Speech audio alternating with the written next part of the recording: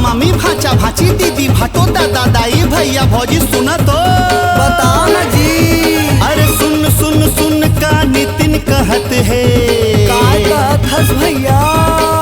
सुन सुन सुन का नितिन कहत है बात ला मोर पटियाना जी। चल चल चल नवा फिल्म लेके अनुज भैया आगे जी। फिल्म के का नाम है भैया? मार डाले मयामा, मार डाले मयामा फिल्म लगे चलना देखे ला जाबो जी। नंबर 1 हीरो अनुज भैया है छन भुलाहा जी। मार डाले मयामा फिल्म लगे चलना देखे ला जाबो जी।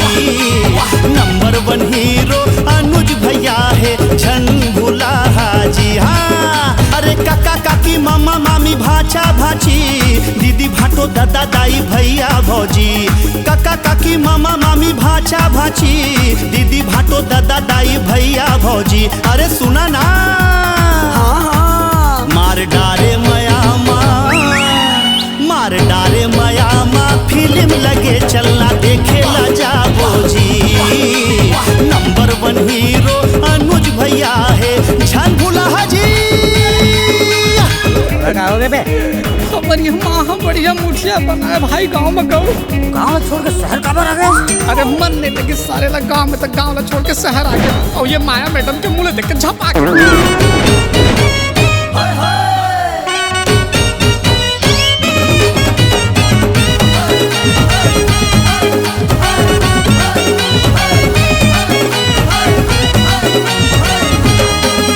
ये फिल्म के गाना बना दिस सबला दीवाना। संगमा परिवार लेके टॉकीज माँ फिल्म दिखाना। का गाना है भैया एक सुना तो दे। हाँ तो सुनाओ। तोर बिना मन नहीं माने वो, मोर मयाला ते नहीं जाने वो, मोला ते अपन बना ले वो, मन मया तोरे जगा ले वो, तोर से बंधा गे मया ढोर। सपना थो तोला घेरी बेरी ओ, तरसाए मोला घेरी बेरी वो। सपना थो तोला घेरी बेरी ओ, तरसाए मोला घेरी बेरी ओ। काका काकी मामा मामी भाचा भाची दीदी भाटो दादा दाई भैया भौजी। काका काकी मामा मामी भाचा भाची दीदी भाटो दादा दाई भैया भौजी। पक्का देखे जाबो भैया। मार डारे मयामा, मार डारे मयामा फिल्म लगे चलना देखे ला जाबो जी। नंबर 1 हीरो अनुज भैया है छन भुलाहा जी।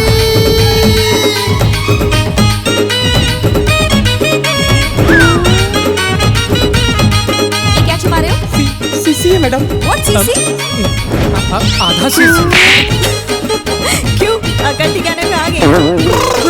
एक दिन आऊ है गाना बना दिस जो सबला दीवाना। जब ले सुने वो गाना ला सबके मन हो गे मस्ताना। एक ठौ का गाना है नितिन भैया सुना दे। अरे बाप रे ये सब काखर बरे। तुम्हारे लिए।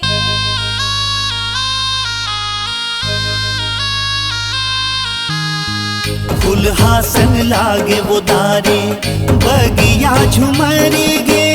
बगिया माँ जब चले आए सजनी मोरे, मन के मिलोनी मोरे, हरियर अमर घर मोरे। फुल हासन लागे वो दारी बगिया झुमरी गे।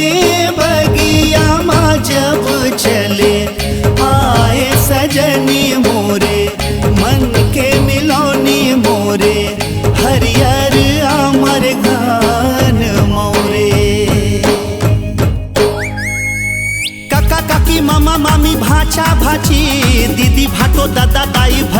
भौजी, काका काकी मामा मामी भाचा भाची, दीदी भाटो दादा दाई भैया भौजी। अरे सुना जी पक्का जाबो। मार डारे मयामा, मार डारे मयामा, फिल्म लगे चलना देखेला जाबो जी। गजेंद्र श्रीवास्तव निर्माता है संगी झंगुला जी, मनीष मानिकपुरी निर्देशक है संगी देखेला जाबो जी। अनुज भैया के फिल्म लगे चलना देखेला जाबो जी। मार डारे